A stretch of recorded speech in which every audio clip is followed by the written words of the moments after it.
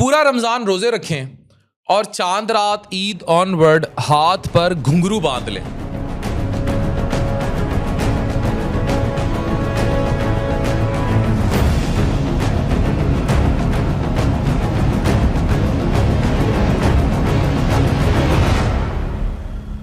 लगा ना हैरान? मैं आपको कुछ ऐसा बताऊंगा जिससे तकलीफ होगी, तकलीफ नहीं होने देनी। आजकल सोशल मीडिया पर एक नया फैशन ट्रेंड कर रहा है, कश्मीरी बैंगल्स। मुझे मुतअद्दिद कश्मीरी लोगों के मैसेजेस थे कि इस टॉपिक पर डॉक्टर अफान वीडियोस बनाए। कश्मीर में इस तरह के फैशन की कोई चीज एग्जिस्ट नहीं करती। हाथों पर चूड़ियां नहीं, घुंघरू बांधने हैं। ये है कश्मीरी बैंगल्स का फैशन जो आपको बाकी पूरे पाकिस्तान में नजर आ रहा है। कश्मीर में इसका वजूद नहीं है। Online shopping pages, Instagram reels और बाजार में अचानक से इनकी डिमांड बढ़ गई है। पहली नजर में ये बस एक खूबसूरत ज्वेलरी लगती हैं, रंग बिरंगी चूड़ियां, गोल्डन डिजाइन और हाथ हिलते ही आने वाली छनकार। झांझर दी पावा छनकार, ये जो छनकार लफ्ज है ये आपके घरों में हाथों में होगा, ये क्या इमेज देगा आपका? ये सिर्फ सोचने की जरूरत है। हर फैशन को फॉलो नहीं करना। यहां कुछ अहम जरूरी बातें समझाना जरूरी है और इस वीडियो को ज्यादा से ज्यादा शेयर करें जिन खवातीन में ये ट्रेंड आम हो रहा है, क्योंकि हर वायरल चीज की असल कहानी कुछ और होती है। सबसे पहली बात, जो असल कश्मीरी चूड़ियां होती हैं उनमें आम तौर पर घुंघरू नहीं लगे होते। ये देख लें, ट्रेडिशनल कश्मीरी बैंगल्स में छोटे गोल्डन मोती या डेकोरेटिव बीड्स लगे होते हैं जो सिर्फ डिजाइन का हिस्सा होते हैं।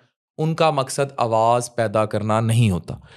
मैं इस मौजू पे वीडियो ना बनाता, लेकिन मुझे इतने कश्मीरी लोगों ने जब मैसेज किए और जब मैंने उसका इस्लामिक पर्सपेक्टिव पढ़ा तो मैं यकीनी तौर पर ये कंट्रीब्यूट करने के लिए आमादा हो गया कि यार इनको बताएं ये कर क्या रही हैं। मार्केट में जो चीज आजकल वायरल हो रही है वो अक्सर सस्ती कॉपीज होती हैं। चीप मैन्युफैक्चरिंग और ज्यादा अटेंशन हासिल करने के लिए इन कॉपीज में घुंघरू लगा दिए जाते हैं ताकि हाथ हिलते ही झनकार पैदा हो और लोगों की नजर तुरंत यानी फौरन उन पर पड़ जाए। फिर उन्हें कश्मीरी बैंगल्स के नाम पर बेच दिया जाता है, यानी कि घर की खवातीन इतना शोर करें हाथों में कि मर्द अट्रैक्ट हो। यानी लोग असल कश्मीरी कल्चर की चूड़ी नहीं बल्कि उस चीप वायरल कॉपी को खरीद रहे हैं जो कि क्या करेगी इस्लामिक पॉइंट ऑफ व्यू से, वो सुनिए। इस डिस्कशन का दीनी पहलू बहुत ही ज्यादा हमारे लिए समझने का बाइस है। इस्लाम ने औरत को जेवर पहनने से मना नहीं किया। सजना सवरना फितरी चीज है। ईद, चांद रात या कोई भी खुशी मनाना भी सुन्नत है, लेकिन साथ ही इस्लाम में मोडेस्टी और हदूद का भी बताया गया। कुरान मजीद की सूरह नूर 24/31 जो है, इसमें इरशाद होता है कि औरतें अपनी जीनत को इस तरह जाहिर ना करें कि वो गैर ज़रूरी तवज्जा का सबब बन जाए। उल्मा वजाहत करते हैं कि जीनत सिर्फ कपड़ों तक महदूद नहीं बल्कि ज्वेलरी और उन तमाम चीज़ों तक है जो तवज्जा खींचती है, इसमें घुंघरू भी शामिल है। इसी सिलसिले में एक रिवायत भी बयान की जाती है। बुनाना एक खातून क्लाइंट थी, अब्दुल अल रहमान हयान अल अंसारी रवायत जो है करती हैं कि जब वो हज़रत आयशा रजी अल्लाह ताला अन्हा के पास थी तो एक लड़की को लाया गया जिनके पाँव में छोटी छोटी झनकार वाली घंटियां लगी थी, इन अदर वर्ड्स घुंघरू थे। हज़रत आयशा रजी अल्लाह ताला अन्हा ने फरमाया कि उस लड़की को उनके पास ना लाया जाए जब तक उसके घुंघरू काट ना दिए जाएं। फिर उन्होंने कहा, मैंने रसूलुल्लाह सल्लल्लाहु अलैहि वसल्लम को ये फरमाते सुना है, फरिश्ते उस घर में दाखिल नहीं होते जहां ये घंटी हो, यानी ये घुंघरू हो, शोर।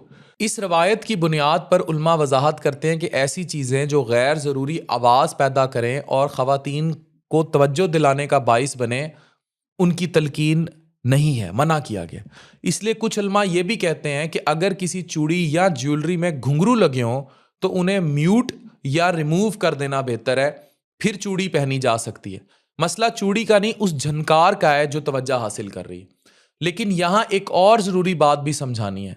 खुशियाँ मनाइए, ज़रूर मनाइए, सजना संवरना भी ज़रूरी है, मगर मकसद खुशी से, हमारा इस वीडियो का मकसद खुशी से रोकना नहीं है, होशियारी पैदा करना है। कम से कम इतना ज़रूर सोचिए कि वायरल चीज़ के पीछे अंधाधुंध भागना ज़रूरी नहीं। कभी रुक कर ये भी देख ले कि क्या ये चीज़ जो आप ख़रीदने जा रहे हैं ये ओरिजिनल है या कॉपी है। पूरे कश्मीरी कल्चर पर सवाल उठा रही है कि हाथों में आप घुंघरू बांध रहे हैं। तो ये उनकी तरफ से भी एक गिला है।